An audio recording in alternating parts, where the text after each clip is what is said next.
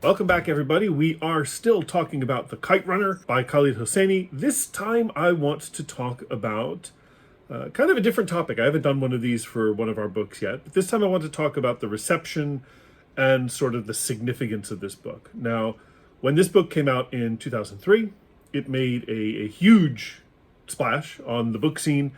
It has been terribly popular, and it's turned Hosseini into a very, very well-known writer. It is on a lot of high school reading lists. I mean, I'm a high school English teacher, so here we go. Because, as I said before, it contains a lot of really good stuff to talk about if you want to do literary analysis, right? If you want to do character analysis or plot analysis or symbol work, stuff like that.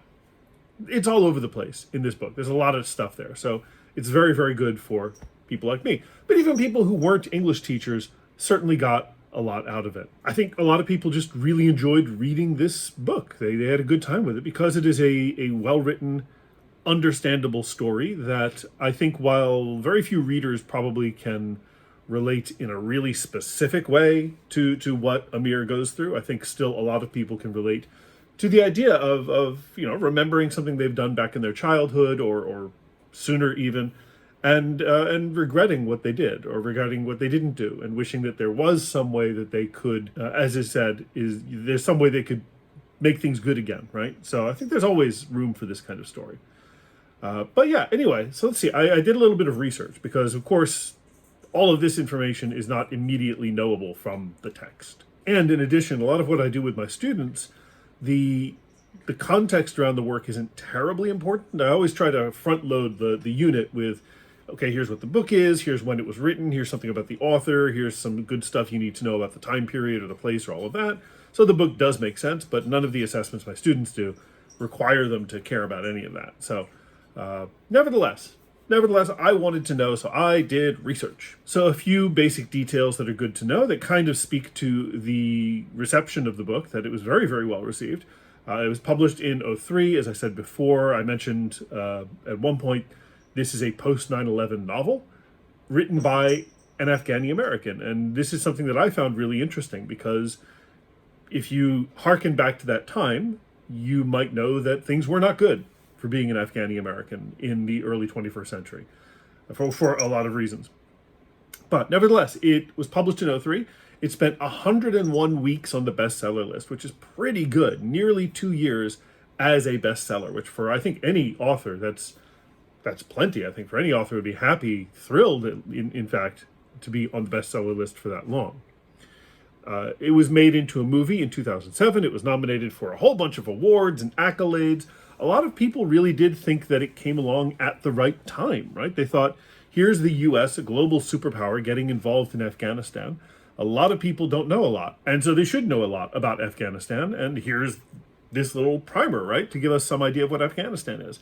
In The Guardian, I read a Guardian article which talked about how at first, Hosseini couldn't quite believe in his success, and then one day he was sitting on an airplane and a woman next to him was reading The Kite Runner, and he didn't say anything, but he was really proud that his book was being read by a lady in an airplane. That's great. And then another time he found himself as a Jeopardy question, right? He's turning the channels and there someone's talking about him. So that must be really cool, right? To be an author, especially a young first-time author, and you can see people actually reading your books on the airplanes, and you're a question on Jeopardy. You're like, yes, people are reading my book. That's fantastic.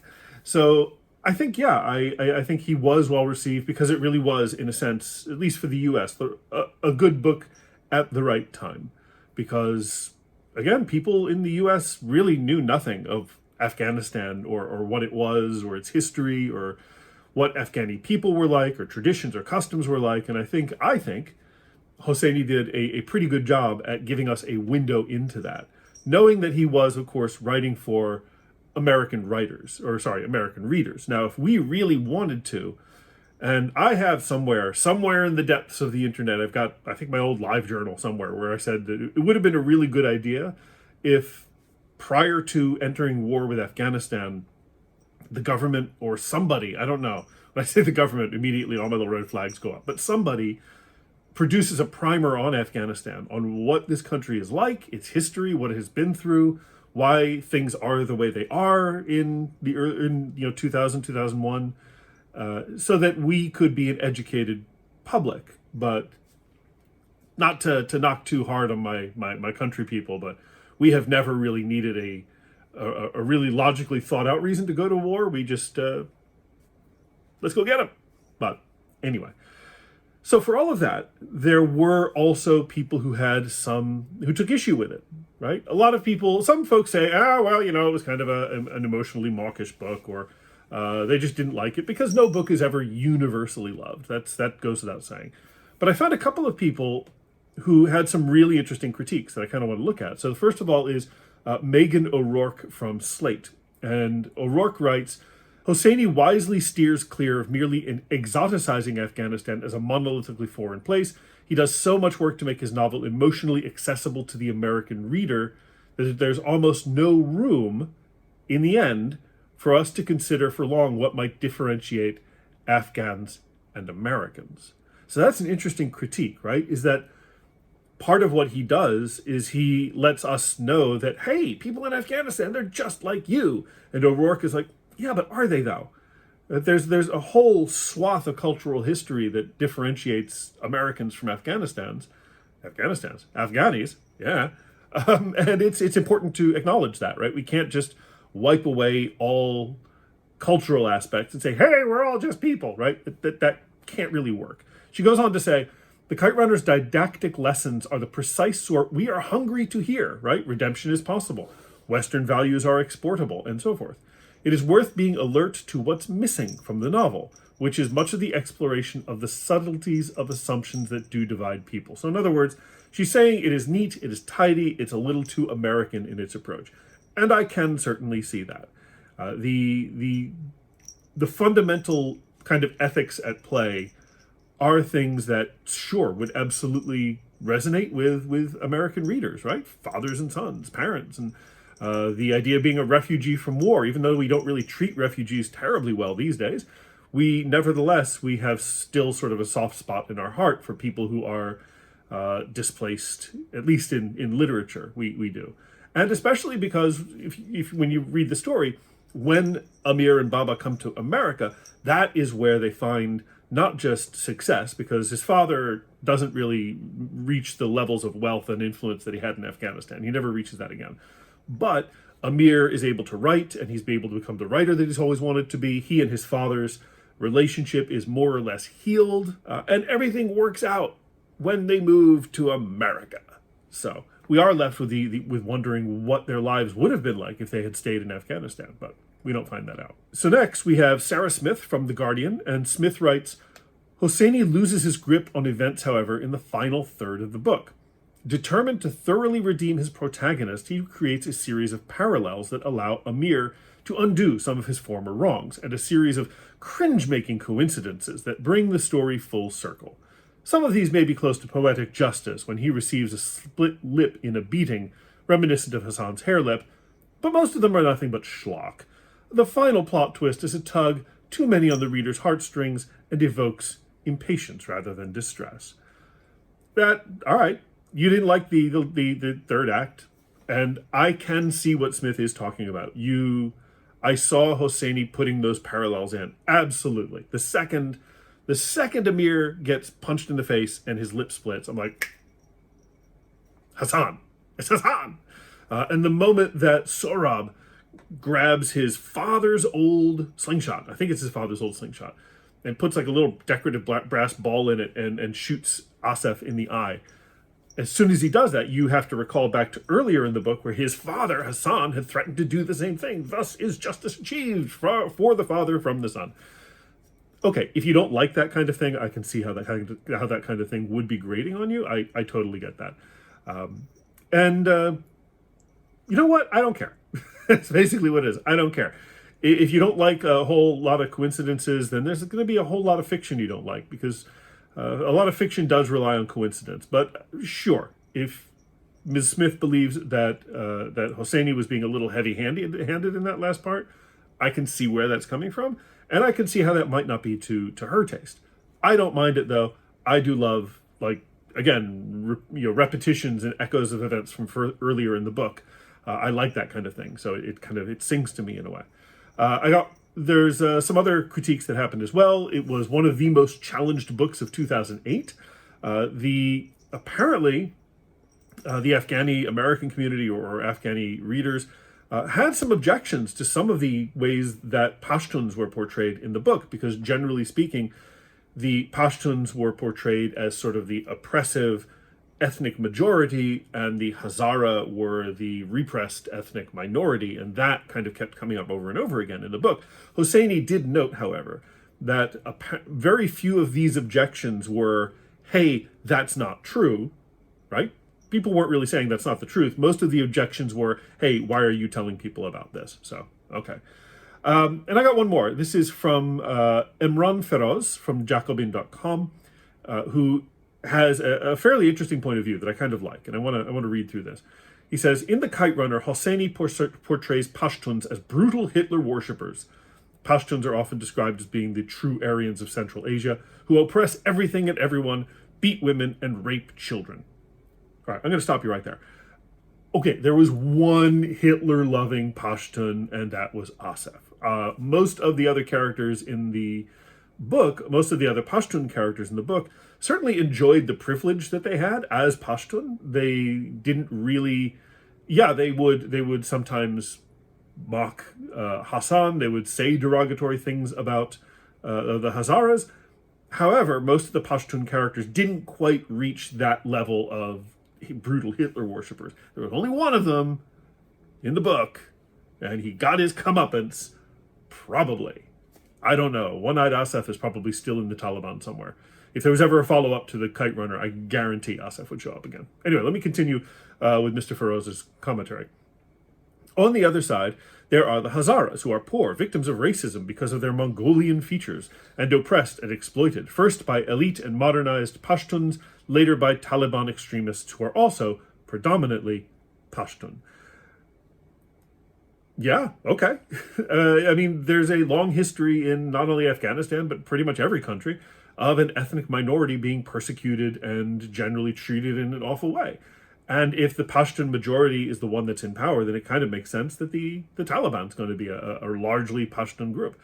And in the scenes where the Taliban is most awful, sort of as a governing force in the book, they're not saying, hey, we're Pashtun and we're killing Hazaras because we're Pashtun. They're saying we are Taliban, right? It's not so much about their ethnic identity, but about their religious identity. And this is where I will step in and say, I personally, as I'm saying this, hearing these words come out of my mouth, I know that I don't know how closely tied those two things are. I don't know how sort of multi-ethnic the Taliban is, if it is at all, or how closely tied it is being Pashtun to being in the Taliban, much like being, say, a white person and being in the Republican Party. You didn't think I'd get that in there, did you? But anyway. Nevertheless, again, I can see the point Feroz is making. I think he is being a little heavy-handed with this. But hey, it is his point of view, and it is a point of view that I don't have, because if I recall correctly, Mr. Feroz is actually Afghani. He says, Hosseini's role, whether sought or appointed, as the spokesman for Afghan society gives readers a false sense of confidence that they are learning about the real Afghanistan.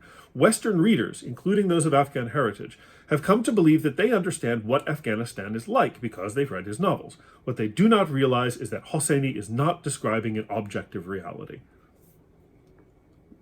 Again, I gotta step in. You cannot describe objective reality. We have no access to objective reality. Objective reality is filtered through our meat brains and then the thoughts that our meat brains produce. So, of course, Hosseini's not going to write about objective reality in Afghanistan, and neither are you, Mr. Feroz. Sorry, it's a weird little bedbug. My other classes that I teach in the IB is a theory of knowledge class, and so it's kind of entry-level epistemology, so that's kind of gets in my head. But nevertheless, yeah, he is writing about an Afghanistan that he wants people to read. He is writing about an Afghanistan that he thinks is a good vehicle for the story that he's trying to tell. I feel like Feroz, in that criticism, is making Hosseini out to be maybe a little more sinister than I think he really is. And, okay, yeah, you're probably right that a lot of Americans are going to read Hosseini's books and go, okay, I know what Afghanistan is about. That's not Hosseini's fault. That's because Americans aren't very good at understanding other countries. We have a hard time with that. And we especially don't like it when the further we dig into the truth of those other countries and how different they can be from us, the less we like it. We want to hear that all countries are, if they could be, they would be us, right? That's kind of an American way of thinking. And I wonder if Hosseini had portrayed Afghanistan as more true to what Mr. Feroz would like, right? More of the true Afghanistan as a much more complicated culture, which it is. How popular would his books have been? Maybe less popular. Maybe that was part of his writing. He said, if this is going to be popular to an American audience, if this is going to be understandable to an American audience, I have to simplify things, right? I have to take out a lot of the nuance that should otherwise be there, and maybe someone will read this book or one of his other books, and if they're interested in Afghanistan, if they're interested in Afghan culture, they will then go and seek out more accurate or more nuanced texts that can tell them more about it. This is entry-level Afghanistan, as it were. So again, I understand the critique, and I get the critique, and it makes total sense. I just think it doesn't really change my position. It doesn't change my point of view on the Kite Runner. So those are my thoughts about the reception of the book, how it was received, how it did. An enormously successful book that got a lot of people talking about it. Mr. Hosseini was able to write more books, and he's probably doing pretty well right now. I think the fact that Afghanistan isn't really in the news today means that he's probably not going to have a blockbuster hit quite as big as the Kite Runner was. And I suspect he's okay with that, because he's certainly, I hope, getting a really, really nice, consistent paycheck from schools that are putting money in his pocket to teach his book to many kids. And even if, as Mr. Feroz says, we are getting kind of a very Americanized, not really, really objective view of what Afghanistan is, I don't think it matters as much, because knowing something is better than knowing nothing. And if my students can read this book and know something about Afghanistan, then maybe they will want to learn more. And it is better that they learn something than they learn nothing. So that's my point of view. That's why I think it's a good book. That's why I'm going to put it on my reading list again at some point, the next cohort or two, and we'll find out. So thank you all very much for sitting with me as I do a little bit of background research and do a little bit of digging into what other people thought and what I think, because what I think matters. This is my YouTube channel. Thank you very much for everybody. I think we're almost done. We'll do one more wrap-up video, and then that'll be it. So have a good one, and I will see you in the next video.